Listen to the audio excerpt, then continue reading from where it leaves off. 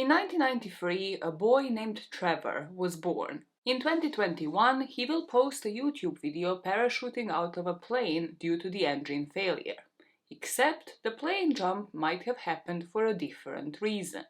Less than 2 years after he jumped out of the plane, Trevor will plead guilty to a deliberate plane crash. This is the story of Trevor Jacob, a YouTuber who crashed his plane for views. Detective Unit, I promise I'm going to leave the plane crashes behind. I know you have had enough of that.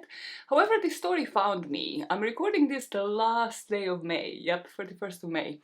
So earlier this month there had been some updates when it comes to this story, and they have been published in The Guardian, right? And I get the Guardian newsletter and I was like, what is this about? I have never heard of this guy. I knew immediately it was a guy, because you just know. You just know women had better things to do in life, and they just keep having better things to do. And then I watched our pilot guy, the guy that I have used to cover the Air France incident. Mentor Pilot covered this on his YouTube channel, and I just had to dig deeper. If you have any recommendations of lesser known true crime cases where people have committed crimes for either fame or views, sort of like clout chasers, right? Let me know, because I want to cover them and then put them onto the podcast channel as well in audio form. I say a lesser known case, right? But this is one of those cases where either people know every single detail, or they think they do know every single detail, or like me, they come into it and they know nothing.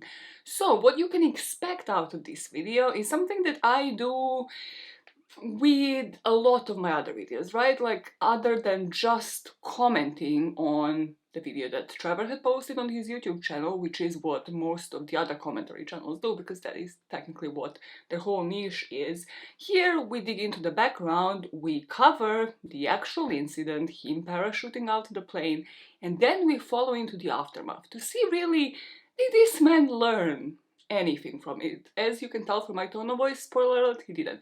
He didn't. Like, there's just such a pattern of behavior that I had to cover this case. And that is truly what I'm offering. The background, the main story, and then the aftermath up until this day. Before, yet another spoiler alert, this goes to trial, because this will hopefully have his day in court, unless there's, like, you know, things happening behind closed doors and he accepts a certain type of sentence, in which case, yet again, maybe there will be material for part 2, I can't promise you that. But before we get to the end, we have to start from the beginning. We need to talk about Trevor. Trevor Daniel Jacob was born on August 6, 1993. He is best known for being an American athlete who specialized in snowboard cross. He used to engage in extreme sports, create content on YouTube, and has previously had a license as an aircraft pilot. Vice would interview this guy last year, so 2022, for whatever reason, for views. Yet again, Vice would interview him for views. Let me just not even debate on the motive there. So I will let Trevor tell you how he got into snowboarding in the first place. I would say people know me most as an Olympic snowboarder, which is kind of funny because I don't really do anything like that, or I haven't in a long time. I turned pro and started getting paid to snowboard at 13 years old. Trevor Jacob, youngest rider to ever make the finals at a U.S. Open. I saw Trevor riding and was like, whoa. First thought was, that's not really a kid. Like, he kind of rode like an older dude, even though he was probably 12. At that point, I was still a professional snowboarder, so I was just kind of stoked. I was winning a ton of events and became the next hot thing in snowboarding for a little bit. I had more opportunities to ride with Trevor, and Trevor's always had an insane work ethic, just kind of go for it attitude, so there was no stopping him. He had the talent, he had the support, and he had the drive. Trevor Jacob right there. I went to the Olympics when I was 20. National championship on the line. Trevor Jacob crosses first. I was the #1 qualifier for the Olympics in the United States. His prime snowboarding days were between him being 13 and 20, so really his teenage years.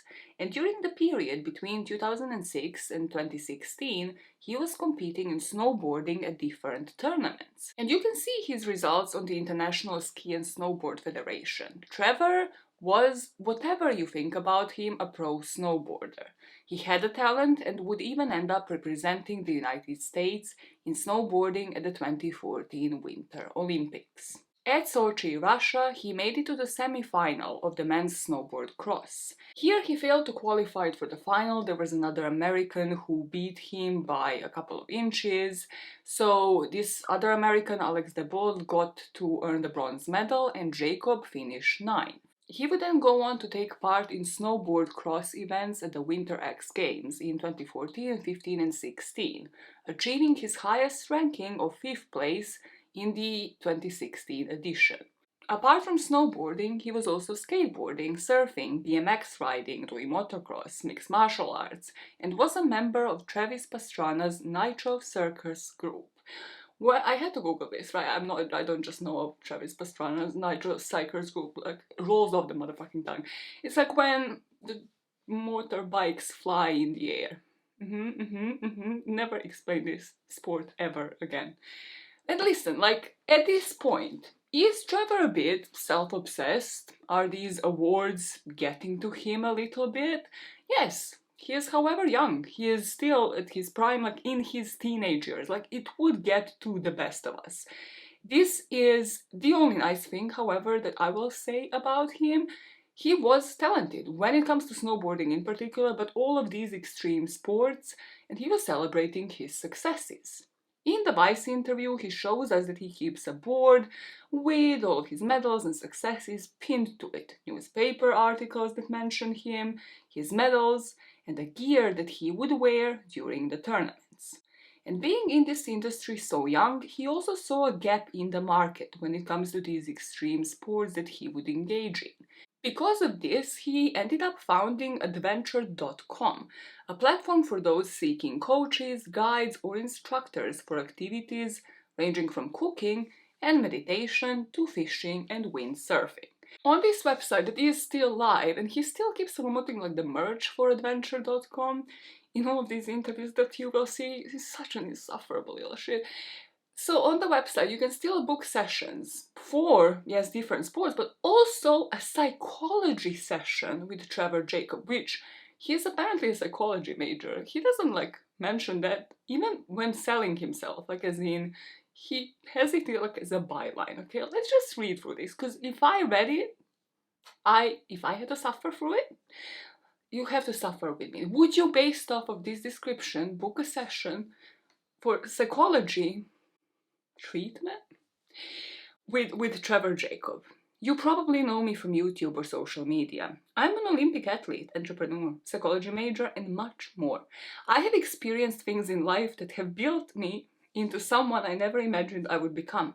I'm grateful for those experiences because they have made me who I am today. My goal is to use the knowledge I have gained through these experiences to benefit others. I truly thank God every day for all of the struggle I have been sent, because we only appreciate and are grateful for life to the extent we have suffered in it as well. Book me for a video chat or a phone call. You can also book me for a skydive here in California and other adventures. Which one is it, Trevor? Please, if somebody booked this session and wasted this money, I need to know in the comments. Like, yeah, you know, post from your anonymous account. I need to know what this session will look like, because I have an idea. Let's just say, based off of the clips that I will play to you throughout this video and have been playing, you will get a rough idea of, like, even based off of this, he probably just rambles on like God and his struggles and how he was a young snowboarder, and you're like, what the fuck do I gauge from this? What do I do? What are the steps? Coach me. What am I getting out of this? Nothing. Just a guy who is like completely self-obsessed, self-absorbed at this point. Last we will leave Trevor was 2016, right? When he was competing at snowboarding events. But as he's an adrenaline junkie, it would make sense for him to get a pilot's license in 2018. This brings us to another facet of his life, which would be his YouTube career. He would post on YouTube since 2010 and had become known for skydiving, aviation, and snowboarding content. And by January 2022, his YouTube channel had over 100,000 subscribers. The early videos on his channel, so like speaking of 2010 for example, would be of him doing snowboarding backflips, hanging from a ski lift and doing small pranks. Very kind of short and snappy, and a lot of people liked this type of content because it reminded them of early days of YouTube when people just didn't care about copyright. They would just play whatever tunes and just do whatever they wanted in like very short form compared to like how YouTube really evolved from that point on. I'm officially, technically on my road. I'm about 20 miles from my house. I'm just walking down the road and gonna try to hitchhike up here and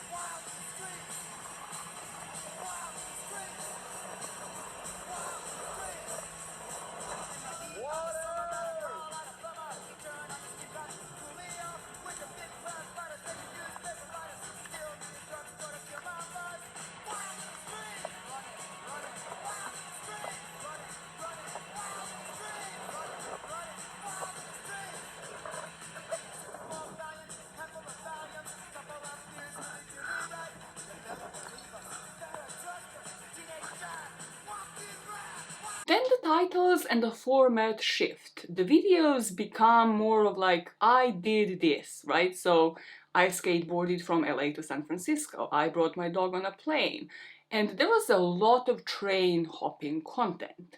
We are talking clickbaity video titles that brought him the views. But also what I personally find fascinating is the complete format change. So it's not just like, oh, video titles changing, right?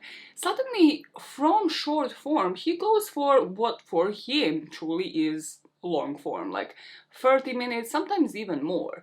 And he's facing the camera. It's as if he's interviewing himself. Like, I swear I have tried to like look in his description and be like, is he speaking to someone? Is like he giving an interview? Is this like a sponsorship? No, it's just him telling you about how he did XYZ, like skateboarded, did BMX, whatever, and then he overlays the actual stunts for maybe like a couple of minutes, but he's just talking to camera about what he had done. It's reminding me of Emily Uribe from TikTok, who is that girl who role-played interviews as if she were a celebrity, like on a late-night talk show or on the red carpet, and then she did become famous because of that, because of how good she was at this.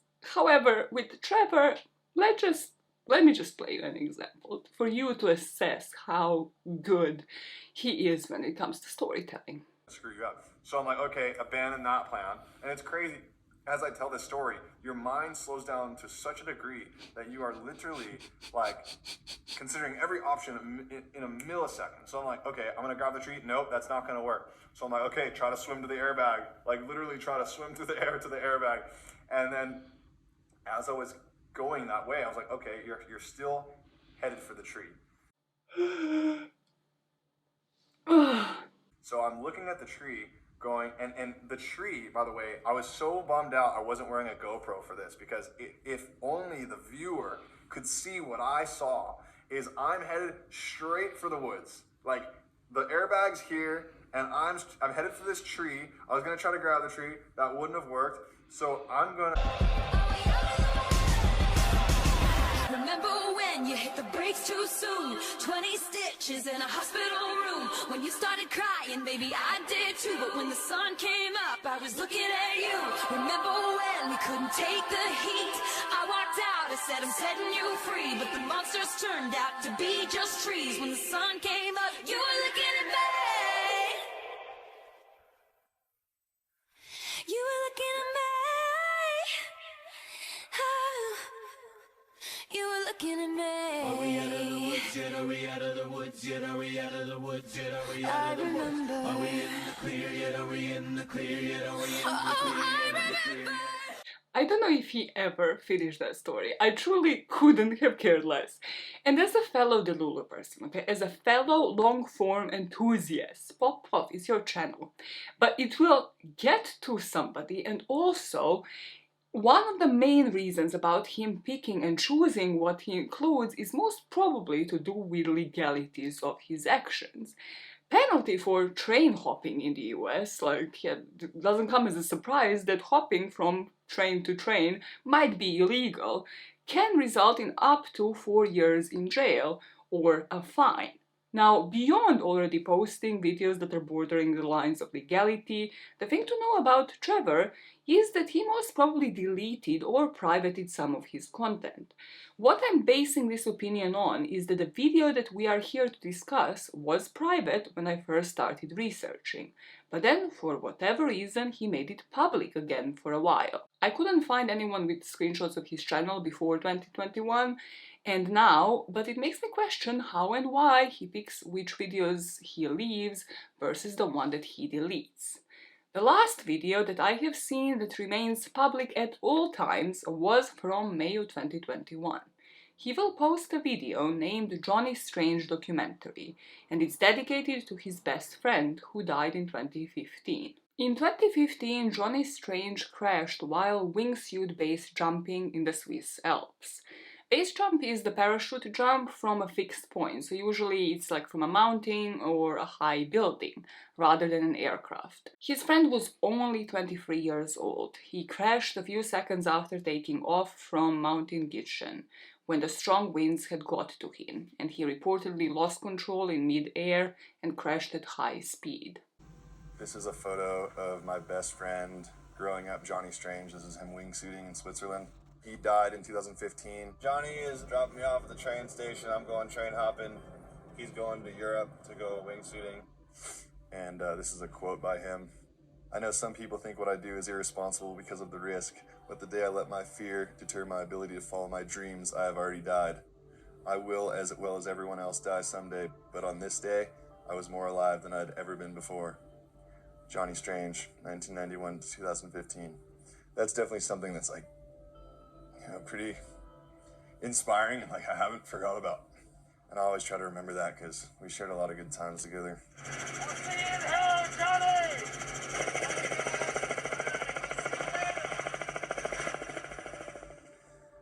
I know he's out there watching.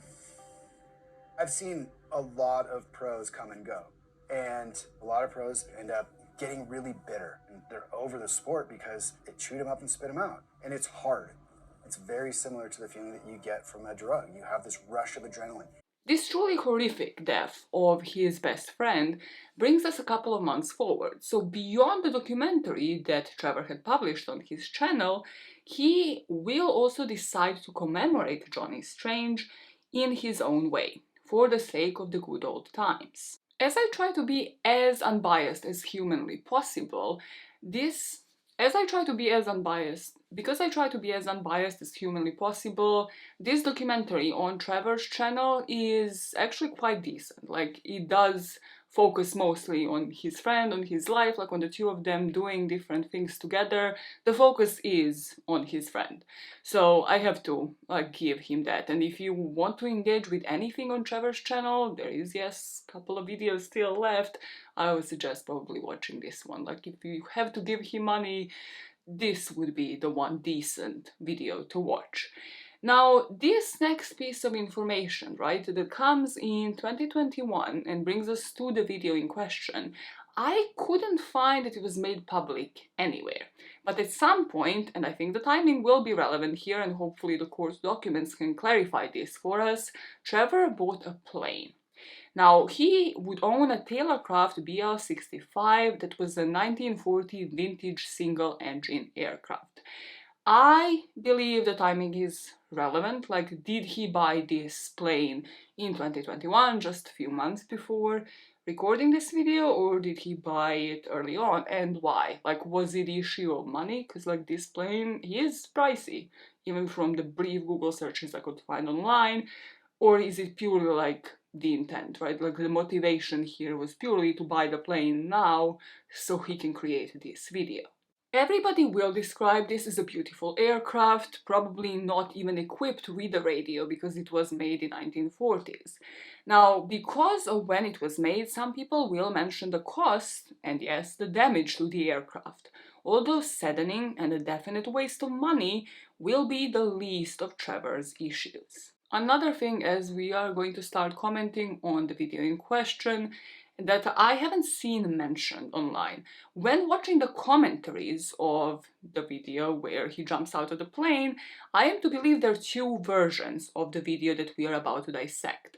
The original one and then the one that Trevor cut out. The difference being that in the original video, in the one that I have seen people cover in the commentaries, there is a sponsorship at the beginning of it. There is a sponsorship of a wallet, and then on the one that you can currently find, if he hadn't privated it again, on Trevor's channel, there isn't one.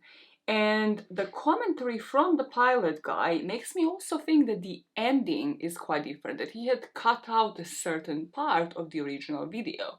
And more on that is to come as we speak about it, because I yet again think that it is definitely important, like what decisions he had made, even when it comes to this whole video and then obviously the rest of his whole channel. On November 24th, 2021, Trevor will depart from Lombok City Airport aboard his plane for a solo flight with an apparent destination of Mammoth Lakes.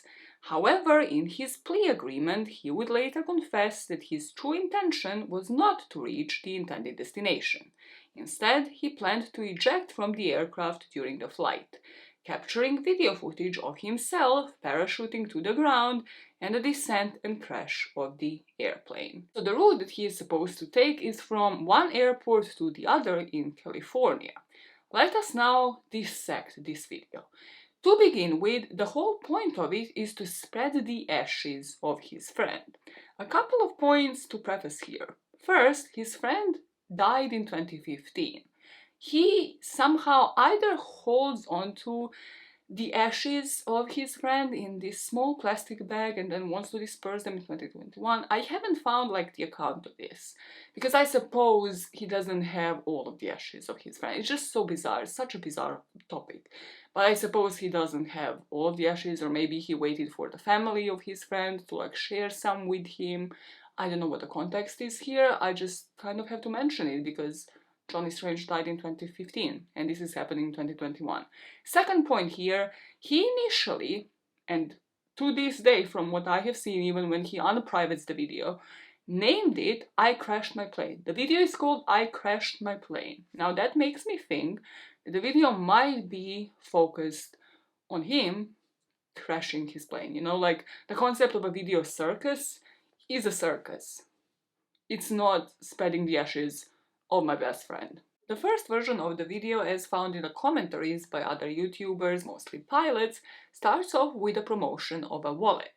Is it wrong to have the focus of the video be about your dead friend and start it off with a promotion? Possibly. I just have to play it because it's insane to describe.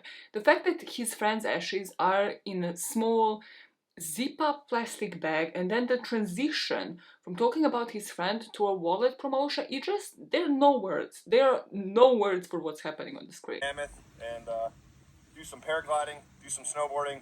It's gonna be a super good time. I got my best friend Johnny Strange's ashes with me. We are going to go paraglide off of one of his favorite mountains up in the Sierra Nevadas and spread some of those. So I'm super grateful he'll be joining us. Got to give a shout out to the Ridge Wallet. Be doing the run up and we'll be on our way soon. So much love. We'll see you in the air. I just hope that these edits that we are seeing in the other commentators' videos are done in such a way for them to avoid copyright, that these are truly rough cuts, that this isn't Trevor editing this video in this way, because it makes him seem like an insane person. And truly, if you do anything like this for me, okay, first of all, I don't know if I want to be cremated, so let's start off with that. Let me just make that clear. I haven't made my own decisions, so like let's just not cremate me against my own will, right? If I am dead and you are to do something like this to my ashes and then like make it all about you jumping out of a motherfucking airplane and keep me in a plastic container, like I will haunt you for life. I will make sure that you do not sleep for the rest of your life. Like, what do you mean? What the fuck is this? Before taking off, right, he then is now in the plane and he places multiple video cameras in different parts of this aircraft. He is equipped with a parachute, with a video camera and a selfie stick.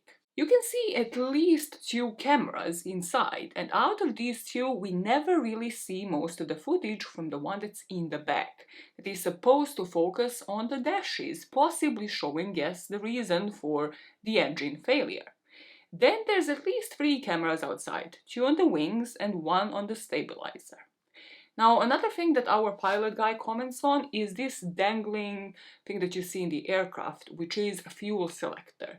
It's not supposed to be hanging like this, but apparently Trevor got this plane for cheap and then did some works on it himself. I don't have more context on this, like what did he do? Hopefully that again comes along as pieces of information during the trial.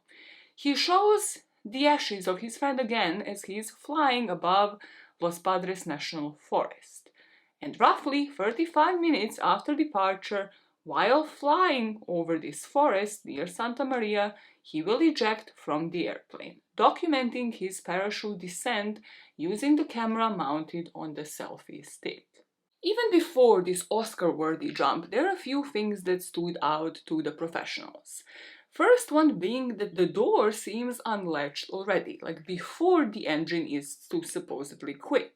It's like his door's already unlatched. Double check that. No, it fully is. That door is already sitting 2 inches open. So obviously this video is going to be filled with red flags, which is why so many people are worked up over it. But I mean, that one to me, right off the gate, I don't know why you just happen to have already had your door unlatched in the event of an engine failure that you were planning to jump out of or prepared to jump out of. That's just a little fishy. And then when the engine quits, aircraft is just windmilling in the air. He seems to be pulling the engine instead of looking for a glide angle and how to land the plane. This is according to our pilot guy. And the only reason he would do this, according to actual pilots, is for effects, like to dramatize how he's losing control of the aircraft and he needs to play a hero and jump out or else. Out here, and that you can see when the engine failure occurs. You can see that the engine stops pulling the aircraft forward and it kind of wiggles a little bit. That's when it stops working. After that, it's just windmilling in the air. And already at that point, you can also see that the door is a little bit open. And people have been pointing to that like, it looks like he's prepared for this. But it doesn't need to be that way. We don't know how he has been cutting this. It's a possibility that he's had problems with the engine for a few minutes or so, and that he's opened it as a precaution. I'm not saying that's the case. I'm saying that there is a possibility that it is that way because we don't know how he has been cutting the video. What I am seeing here, though, is something which is a little bit weird, which is how he's pumping the controls. Generally speaking, if you do have an engine failure on a single-engine aircraft, you don't pump the control. You don't, try to get the nose up. Instead, you want to get the nose down and you want to achieve the speed for best glide angle. That's the speed where you'll be able to reach the furthest.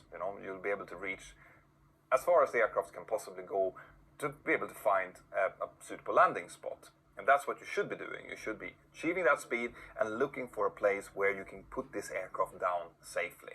He is never looking for a place to land. He's not calling for Mayday. He is not calling emergency services. He doesn't do any of that. And possibly, yes, because there is no radio, because it's a 1940 plane. He just says, oh shit, and jumps out. What he should have done, considering the aircraft has a single engine, would have been to glide. Like this plane glides itself nicely, as you are going to see, because he reports the descent of the plane. So he was supposed to trim the aircraft for glide, look for suitable landing area, and then try to restart the engine. And according to our pilot guy, if this isn't some substantial engine failure, the engine might have started up working again at some point, as he's just trying to aim it downwards and descend. If nothing works, none of those 3 points, then he was supposed to call Mayday.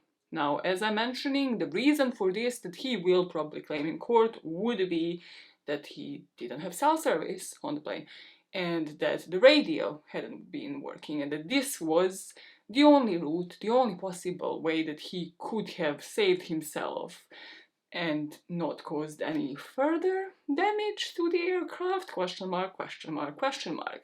Pure performance proceeds from this point on. He takes out a selfie stick camera and records the jump. Is it a red flag? Yes. I'm over the mountains and I get out of easy now.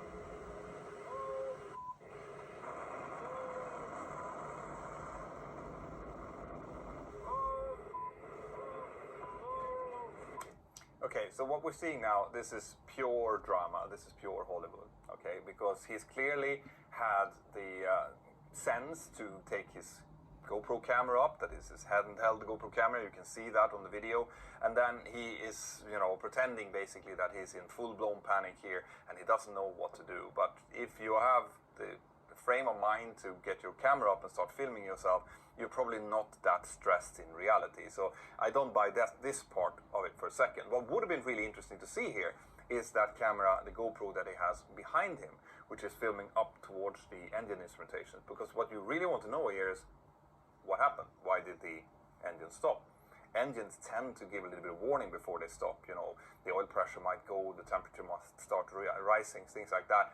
So generally, it doesn't just stop from nowhere. And I am guessing that the FAA is going to want to see that footage as well. Something that has to be pointed out, there are so many cameras working here. There are so many shots that have been taken, so many angles, but the one that is crucially not there is from that camera in the back, focusing on the dash. Why not show anything about the reason why the engine would have stopped? Here's a question. And the FAA would want to see that footage, and so would I, to be honest. Was that camera even on? Is my number one question, because I don't think that for a single frame of this we have that camera angle. And I'm just wondering, like, is it on? Did he dispose of that footage? Because he really shot himself in the foot if that camera shows anything but the plane actually malfunctioning. And if there is no footage of that camera, but you can clearly see that it's there, why was that camera the only one that wasn't working? Like, you can't really say much to defend yourself there. Like, it's just dumb. Putting that camera there and never showing an angle from that camera, it is just purely stupid. During his jump then, Trevor will arch forward, and this is possibly due to the pressure of the parachute. So we have to break this jump down to the main takeaways, right? The plane was positioned to always tip forward, and this is odd to anybody who is a professional pilot because it would make it harder to maneuver, like it will make it harder to actually be in charge of this plane. And then, just as he jumps, people pick up on something poking out of his trousers, which is the fire extinguisher that was strapped to his leg. You can even see the pressure gauge when it comes to his waist. All possibilities to land this aircraft successfully, even with the engine not working.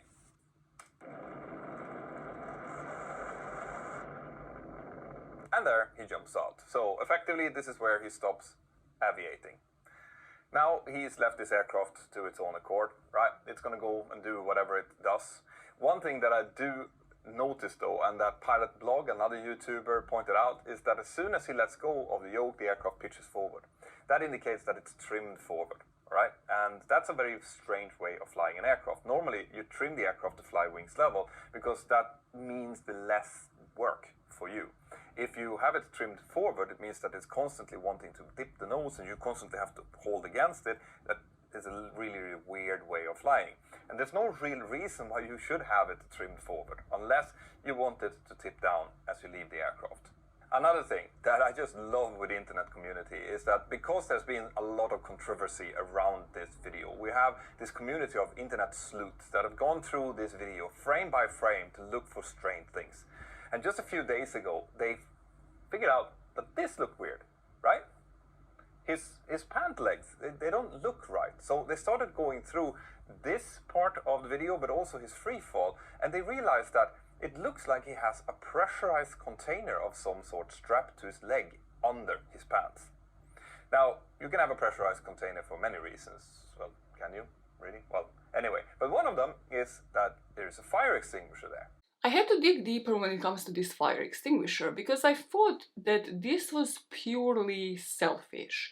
And also for him, like if this engine was to actually catch fire, if something was to actually happen on this plane, again act as a hero and then like hold the selfie stick in one hand and then like try to extinguish this fire with the other. But yes, is it weird that he just has a fire extinguisher while jumping on a plane, like he was prepped for this?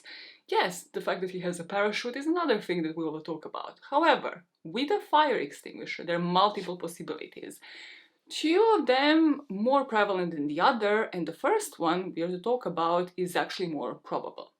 So, what if, the presumption here, right, because all of this is still alleged, is that he expected a plane to burst into flames and for him to land close to it.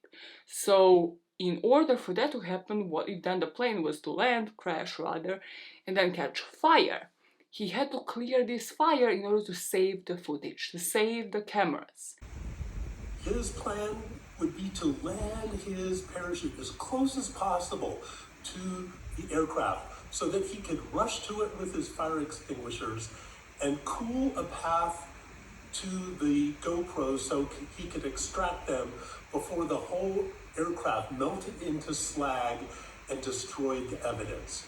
But two things went wrong. First of all, in his effort to get all kinds of free fall footage to make his viral video, he waits too long to open his parachute, which means he ends up landing too far away from his aircraft and it takes him a long time to get there. My only question here is, how would he sell this to the public? Because there are already layers here, layers upon layers that people are doubting, including the parachute, including the fire extinguisher strapped to his leg. Like if this was to have happened, the plane bursting in flames, and then him using the fire retardants like water or whatever, like to tame that fire, it would just be like even harder to explain to anybody that this was actually an engine failure and he was just super prepared for it because he always seems to be. The second option is kind of less plausible, and that is if fire extinguisher strapped to his leg was filled with gasoline. Next option, let's assume he filled the fire extinguishers with gasoline. What would the plan be in this case? Let's say he was so paranoid that a plane full of gasoline would burst into flame and destroy his valuable GoPros, that his plan was to make sure that that didn't happen. So what he did, he took off with only a small amount of gas, then he circled over the area where he wanted to have the engine failure until he ran out of gas. Then he strapped these canisters full of gasoline to his legs, and his plan was going to be this. He would let the aircraft crash, he would go to the crash site, pull his GoPros off, spray the aircraft with the fuel in his tanks, throw a match on it, and then get dramatic footage of the aircraft bursting into a fireball just as he escapes. This probably isn't likely because, as far as we know, there was no fire. But that is what an investigation of the crash site would show if there were any attempts to start a fire. This would be to instead get rid of the evidence by making the plane burst into flames. Probably a less likely option because yes, then he retrieves the cameras and then burns everything. Again, would look sus on camera. After he jumps out, we have a few other segments of this video. One of them is the plane just perfectly gliding into the forest area. Dangerous? Yeah, but you can see that the plane could have just been landed and there is plenty of landable spots. Just shown in this video, shown through all of these different cameras, all of the areas where he could have safely landed this plane. Then we have the plane actually crashing, and this would be from the footage that he would then go and recover. After the plane crashed in the dry brush area within the Los Padres National Forest, he crashes himself into these branches. It's all like super dramatic. He crashes with the airplane. So yes, he has a couple of scratches that he will willingly show to anybody watching, and he says he tried to call for help but had no service, which I found really weird. But apparently, according to all of these commentaries that I have seen, you can still try to call 911 even when there's not a single line of service on your phone. But it's kind of a myth that it will always go through, which is scary. If it's already an option, kind of fucking scary. And after this, after he tries to call for help, he starts going towards the plane to recover the plane instead of going towards safety.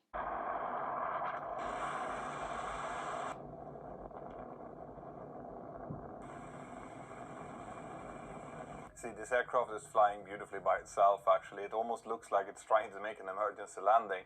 And you can also see that it's clearly windmilling the propeller now. As soon as you let it go, the speed started rising again. The propeller started windmilling. And if it would have fuel or the ignition on, it could potentially start here and the engine could start working again. Here we can also see that the aircraft is now entering into what looks like its final turn. And we have this mountain up here which has a bald spot on top of it, so that makes it fairly easy to see where the aircraft is actually about to impact.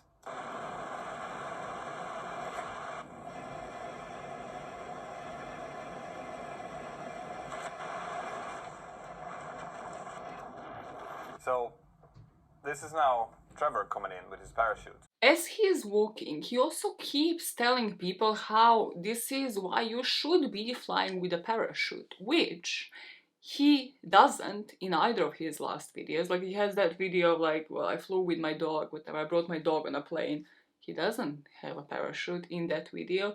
And also, according to pilots, you shouldn't. Like, it's bulky, you should make the aircraft safe or try and follow procedures. Like, the procedures that we have just gone through is what you should be doing, not just flying in this, you know, having a solo trip with a parachute on you. Like, that's just, again, not something that people do. After now safely landing with the parachute, he would hike all the way to the crash site, retrieve the data containing the recorded footage of his flight and the airplane crash. And he will show you on camera what the aircraft would look like and just how much damage it had been done to it. I guess I should probably document what's going on. All of this with a firm grip of his GoPro camera. Got my elbow. Now comes probably my you know, the part of the video that I have the most objections to. I'm just so happy to be alive. I'm just kind of taking in what just happened. Well, where the hell am I gonna land a freaking plane? I'm gonna die. That's why I always freaking fly with a parachute. So what he's saying here is basically you should always fly with a parachute so that when you're in a tricky situation like this, you can just jump out, which is counter to anything that any CFI would ever teach a PPL student, right? Like I said before, the training that is given to new pilots that's going to fly this type of aircraft is to take care of its aircraft, right? Aviate, navigate, communicate, and do it in that order. Continue to fly your aircraft. You are the commander of the aircraft, right? You want to make sure that that aircraft comes down in one piece together with you and that it doesn't cause any third-party damage. So what he is saying here is goes against everything that trained flight instructors will tell their students to do.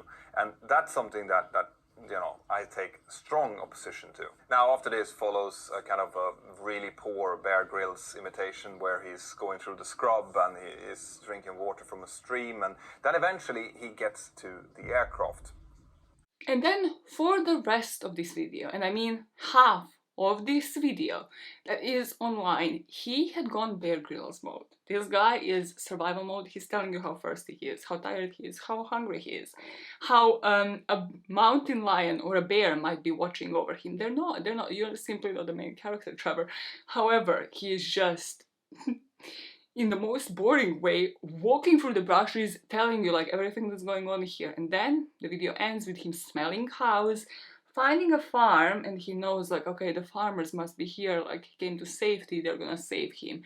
The end card, right? The end card of this video, he again would repeat, luckily he had a parachute on.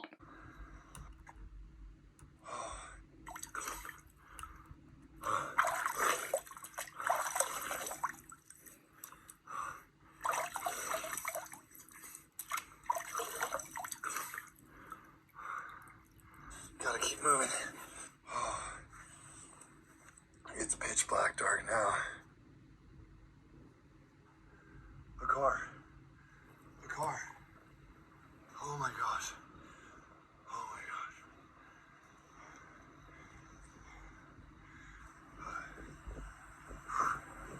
Hello. Hey. How you doing? Oh my gosh. Holy shit. Oh my gosh. Hi. How you doing, man? I had an engine out in the mountains, and there was nowhere to land. I always fly with a parachute, and I'm like, I can either jump right now or take the chance of landing this thing, and I'm out. And then as soon as I opened the canopy and I'm under parachute, the plane came back around and almost hit me. You have no idea how far back we are. You have no clue. Yeah. I'm good. That was the gnarliest day of my life. Where were you? Holy shit. I probably been walking 6, 7, 8 miles already. Just in the river. I was probably 5 miles up in the hills. I almost fell off a cliff.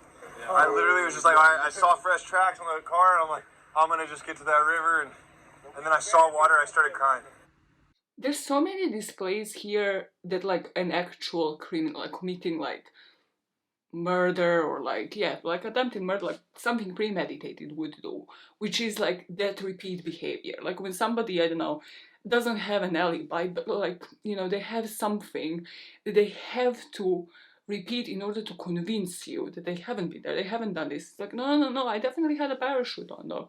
Like that's what I always do, no parachute, like I will repeat this like 20 times during this video, and it will be the most suspicious thing. However, I'm thinking, because I'm guilty, that like, no, this is actually what like saves me, this is what justifies me. No, it was the complete opposite, Joe. Like, complete fucking opposite. Like nobody's buying it, especially when they then review like your second to last video from this point on. If you are anything like me right now, you have one question and one question only on your mind. What happened with his friend's ashes? I have replayed when he makes his video public, which is kind of like every other day for whatever reason. I have played this on the version that is on his YouTube channel right now, and I can't find like anywhere like him in the air, like while on the plane spreading his friend's ashes. I don't see the moment, or at least like it doesn't happen unless it's like a couple of seconds long. When he's walking, when he's found by the farmers, our pilot guy says that the video doesn't actually end with that end card of him like repeating like, oh, always wear a parachute. Rather than once he comes to safety, like he actually goes and spreads his friend's ashes. But I couldn't find that version anywhere, and like the commentators online don't include it. So the spreading of his friend's ashes, the whole point as to why we are here, is not in the version that is public on his YouTube channel. Now, from what I know, you have one chance to make changes to a video that's already uploaded on YouTube without taking it down, losing the money, losing the sponsorship money, and then like re-uploading it, right? If I am right, this man used this one chance to edit the video, to cut out that sponsorship from the beginning of it, and if I'm to believe the commentators commenting on the first version of the video, to cut out the end of the video, where he actually commemorates his friend. The only person I feel sorry in this whole situation is his friend. Is his friend who died in 2015 in this accident, and then this guy decided to just use his friend's death commemoration for clout. For what? Like, it's just such a mistake, such a dipshit. Only after securing the footage did he ensure his own safety and leave the area. And something our pilot Peter mentions beyond the implications is that if this video was fiction, right? If he actually in court and said like, oh well, I never said like this was real life, like, you know, I do certain things on my channel that you shouldn't repeat at home, like it was my plane, like variation on a theme. It should have been stated, because what if someone who is not a professional skydiver or a really experienced pilot thinks that this is the way to act in a real-life situation of engine failure? It poses a real safety risk to that person. Let us now summarize all of the red flags that we have been mentioning throughout this video, and this is just related to the footage that you have seen, because his behavior afterwards would offer a bunch of other red flags in their own niche. He strategically positioned the cameras. Then there was a parachute that he was wearing. There was no emergency landing attempted. There was nobody that was ever called. He jumped out, recording the jump and recording the plane crash, and then went to retrieve the rest of the footage. I put in the script, as he is walking then for hours, he also looks so much like Brian Laundrie in this video, and it just adds to the eeriness. Clearly not like something that he will be punished for, okay? Brian Laundrie didn't commit his own crime prior to this incident as well. And also looking like a criminal doesn't... Maya, process what you're saying. The FAA letter also says that during the flight he opened the left side pilot door before he claimed the engine had failed. The viral video shows him jumping out of his plane wearing a sport parachute, something experts say is unusual. They're not particularly comfortable, and as you sit in the seat, it puts you sort of in an odd position. The parachute was just one of 9 red flags the FAA says proves the crash was intentional. He also attached multiple cameras in strategic locations on the plane. He opened the pilot door before claiming the engine had failed. That adds drag to the airplane, which limits your the time that you have to glide to a landing. The FAA says Jacob made no attempt to contact air traffic control prior to jumping and made no attempt to restart the engine by increasing airflow over the propeller. All pilots are trained to deal with various types of emergencies, including engine failures. This is something that I would have expected him to have demonstrated to an instructor. According to the FAA, Jacob also made no attempt to look for areas to land safely, even though there were multiple areas within gliding range where he could have made a safe landing. He jumped while holding a camera and continued to record the aircraft during his descent. He recovered and disposed of the wreckage, and he recovered the cameras on the plane after the crash. Thank you, God. Thank you, universe. This was nothing but a stunt that was premeditated and planned. There will be a whole point in this document about what he actually did with the wreckage. However, point number 6 states that this flight was careless or reckless so as to endanger the life or property of another. And we don't talk about point 6 enough, I fret. Because that's truly what gets neglected in this whole story, because people focus on all the red flags and the jump. No, he could have killed somebody.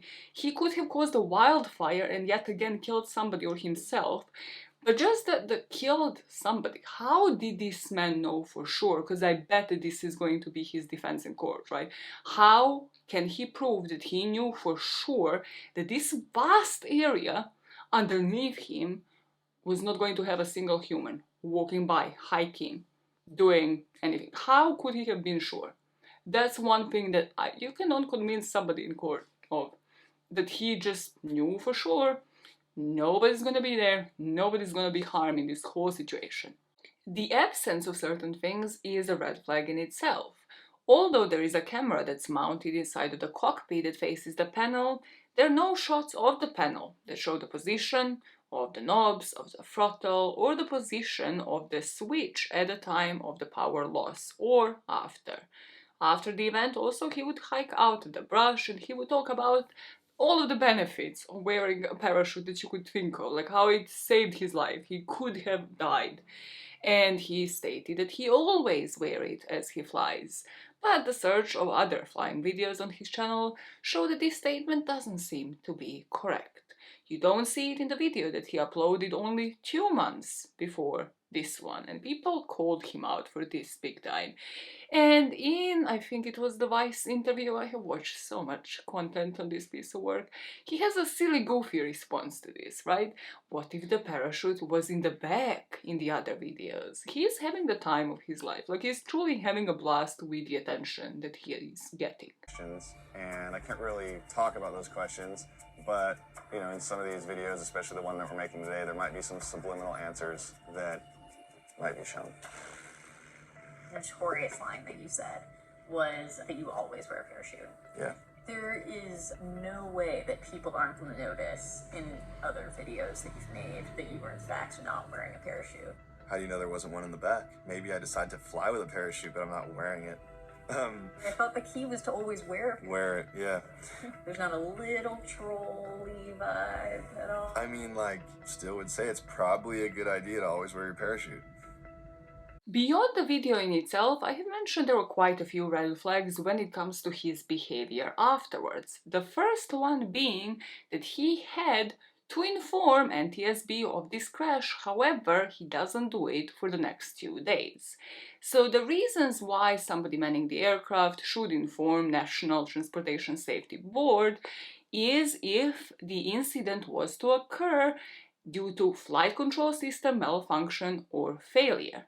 Now, it wasn't until 2 days after the crash that he actually reports it to them and they start an investigation. They told Jacob that he was responsible for preserving the wreckage and he agreed to provide them with the exact location of Taylorcraft and his footage of the accident from all of those cameras.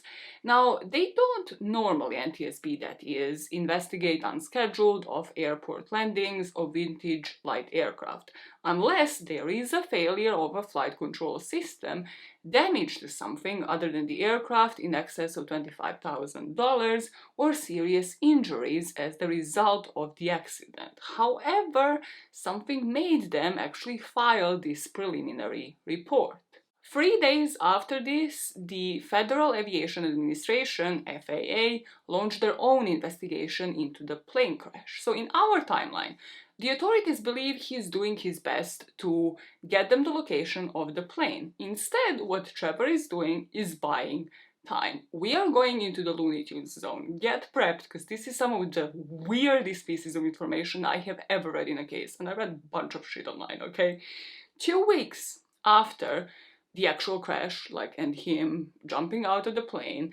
So the video is recorded 24th of November. We are now 10th of December 2021. After both the National Transportation Safety Board and the FAA started investigations, contacting him to retrieve the plane from the crash site, in December of that same year, Trevor instead picks up a phone, contacts a helicopter company, asking his friend to help him retrieve the plane. Him and his friend flew to the site, secured the wreckage, lifted it, carried it to a different location, Rancho Siscoc in Santa Barbara County, loading it into a pickup truck.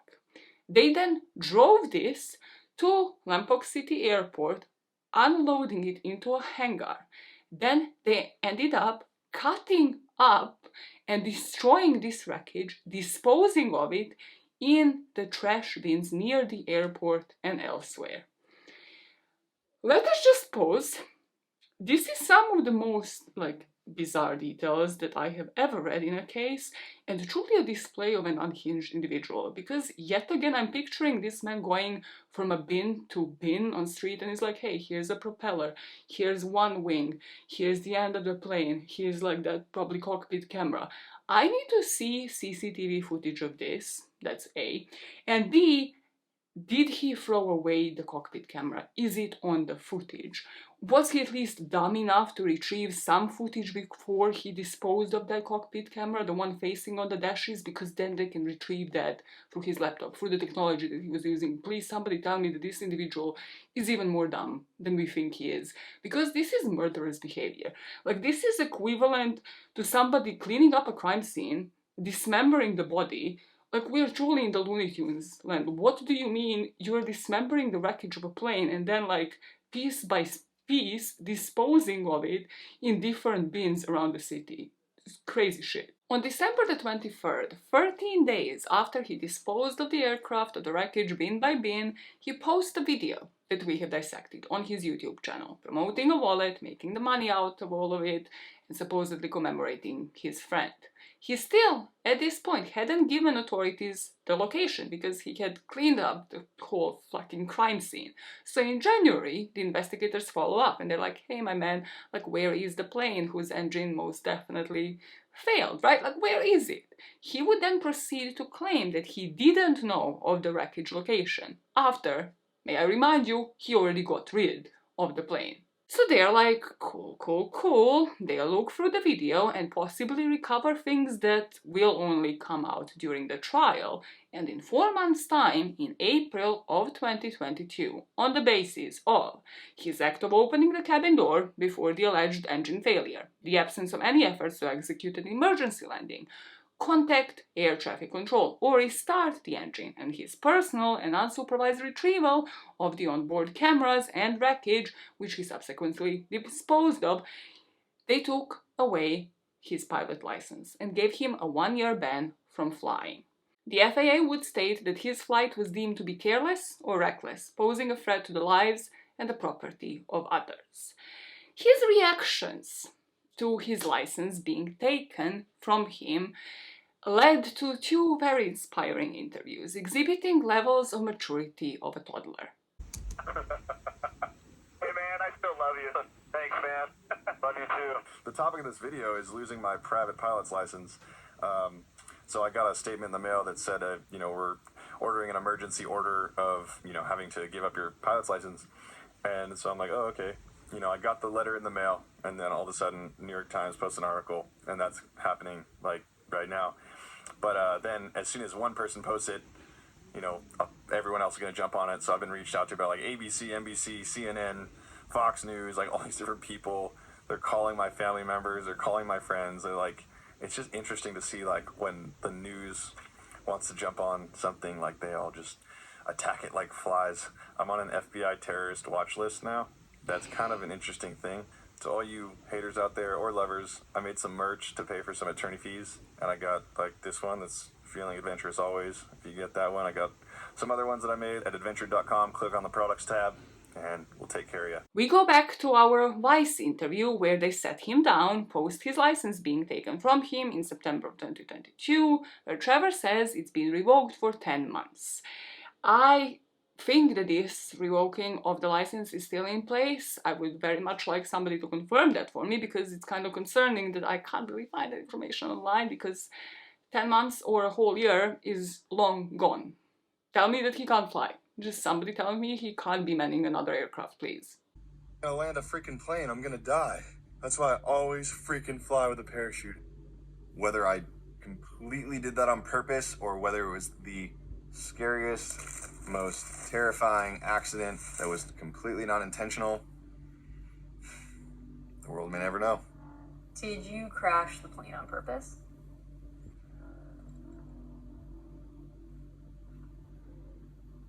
I can't answer that.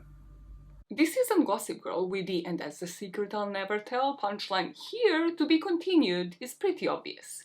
However, yet again, another podcaster gave him the time of day, gave him a microphone, so he spoke into yet another microphone. This is like gaslighting. This is one-on-one. If you were to book a session with him online, he would teach you how to gaslight with no motherfucking problem. Somebody gave him a mic and he thought he did something here. Someone from ABC was like, "This is so-and-so from ABC News, coming from Washington, D.C. Like, I don't care where you live. I didn't think that just posting a video of an adventure gone south would ruffle so many feathers, but just know I got nothing but love for you. At the end of the day, you're the one that chose to be offended." You don't need to watch my videos. Like, you're here because you're intrigued by the video, or else you wouldn't watch it. And I'm not saying that in a disrespectful way. It's just the truth. It's like, you have the freedom to not watch me, but you're watching me. So, like, I'm sorry. We're here at the post office, gonna mail in my pilot certificate. The FAA is demanding that I send it back to them. So there's that. I guess it's one less card in my Ridge wallet, but also go to adventure.com, click on the products tab. If you want to get an always wear your parachute shirt, you can help me pay for attorney fees. Been good to me. Thank you. We'll see you in 10 months. Before the charges have been brought against Trevor, we have to just mention a few more bits about his appearance on Vice. So remember, this is September 2022, his pilot license had just been taken away from him.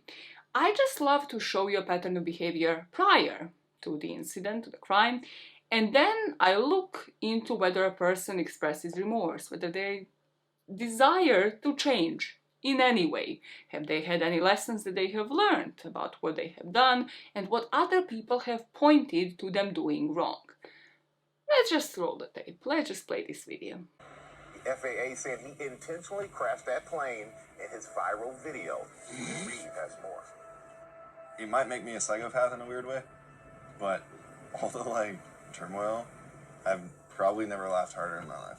Why did anybody think that this was a good idea? Like, why did Vice give him time of day? For views, yes, we established that early on, right? There is one thing he says during this interview, however, which I think is crucial to this guy's mindset, what happens as he talks about his snowboarding days, and how even then he would do illegal things that were like borderline criminal. But these were all victimless crimes. He sees them all as victimless crimes, and I truly think that this is, to a certain degree, going to be his defense going forward. For Mammoth Mountain as the brand videographer, you were a Mammoth Mountain athlete, so I got to work with him on the video side of things. I met you and different people, and I'm like, oh, there's this different side of snowboarding, and you just go out in the backcountry and have fun with your friends and film some things that may or may not be illegal, not causing anybody a harm, but things that the average person probably wouldn't do.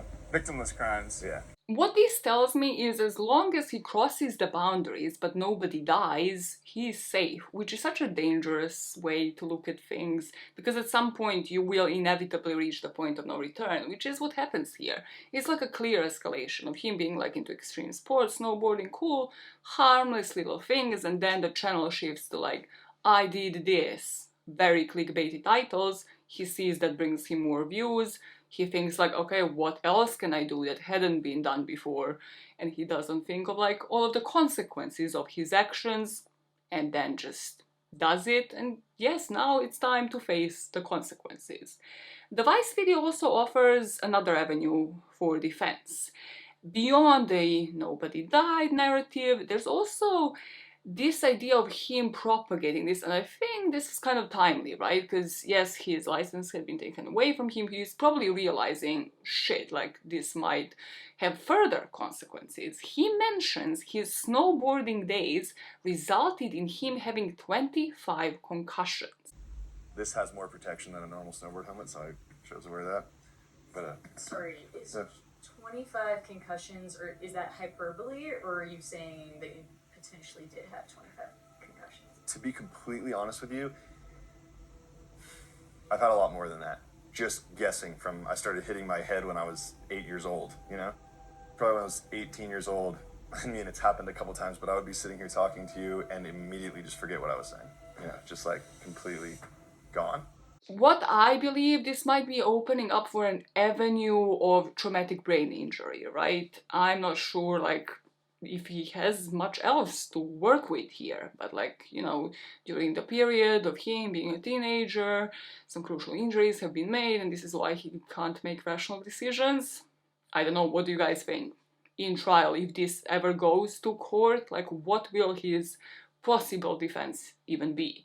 I read somewhere that his parents claimed he maybe had 5 concussions instead of 25, but I bet at this point the concussions are going to pop up at some point if the trial was ever to happen. And, as if it weren't already obvious that whoever ends up prosecuting this case will have the time of their life, in the same Vice video, while trying to humanize this guy, we also have a moment of Trevor reacting to the news outlets speaking of him. This is very much giving the avenue to the prosecution to paint a picture of a man who really did this, knowing full well what he was doing start to finish. There was going to be a lot of different people thinking a lot of different things. But I figured, hey, I went and I experienced this and it happened. Holy, I'm over the mountains and I get out of Asia now. It just so happened to be on film, so I may as well share it with the world. And as soon as that hit the internet, things changed a little bit. Let's have a look at what we can see here. quote, he always flies with a parachute. He thinks that everyone should always fly with a parachute. I don't recall him ever wearing a parachute in other videos. The fuel selector valve is seen dangling in the cockpit. The door is a little bit open. It's a little suspect that he's immediately pulling on the yoke, trying to get it slow. What would have been really interesting to see here is that camera behind him. He just opens the door and jumps out. Here we go, without ever having done anything to try to save the airplane. That looks like a totally landable spot. This is a huge landing surface right here. I don't think he even realized when he posted this that he just kind of gave himself away. Trevor is seen wearing a fire extinguisher. Trevor is seen wearing a skydiving altimeter. He staged it, or he just had really poor training. This is a very fake video, pretty sure. The hazard that he's creating by jumping out of the airplane and just letting it fly is ridiculous. He crashed his aircraft in a national park. There might be forest fires. What about all the people hiking? What about all the animals? It's a condor, a reserve. I expect him to be put away for life. This is a perfect example of something stupid that could lead to more regulations that are going to overly burden the rest of us. As you now have a picture of a 29-year-old Trevor and his view of the plane crash, there was an update on this case earlier this month, well, May, when I'm recording this jam. On May the 11th, 2023, the U.S. Attorney's Office for the Central District of California announced that Trevor Jacob pled guilty to a felony charge of destruction and concealment with the intent to obstruct a federal investigation. According to prosecutors, he admitted he lied to federal investigators by submitting a false aircraft accident report and by falsely stating to an FAA investigator that he parachuted from his plane because the engine had quit and he could not find a safe place to land.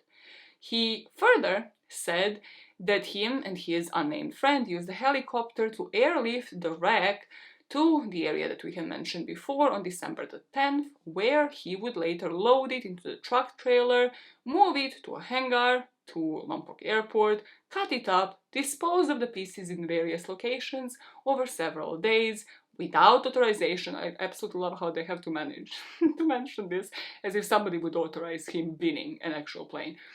And while telling investigators he did not know where the wreckage was. I have a feeling, right, that this is based off of the investigators.